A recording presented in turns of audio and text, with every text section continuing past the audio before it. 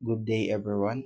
In this video, we're gonna talk and solve some problem about absolute engaged pressure. Let's try to solve this problem.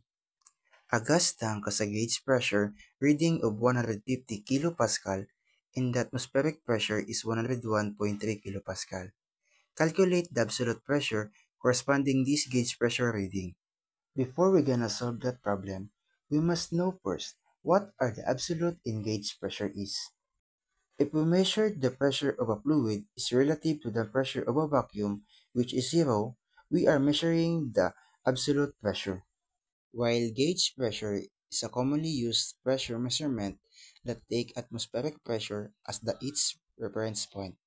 In other words, it represents the difference between the measured measurement and the local atmospheric pressure. To solve the absolute pressure, we will use this formula.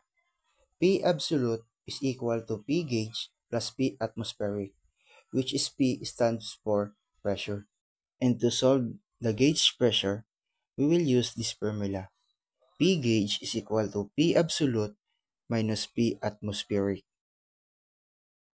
By using absolute pressure formula, which is P absolute equals P gauge plus P ATM, which is ATM stands for atmospheric pressure, we can now calculate the absolute pressure. P absolute is equal to P gauge, which is 150 kilopascal, plus the PATM, which is 101.3 kilopascal. By adding those two given, we can get the absolute pressure in problem number 1, which is equal to 251.3 kilopascal. And let's try to solve another. The PSEA pressure instrument gives the reading as 36.8 psi. If the atmospheric pressure is 16 psi, then calculate the corresponding gauge formula.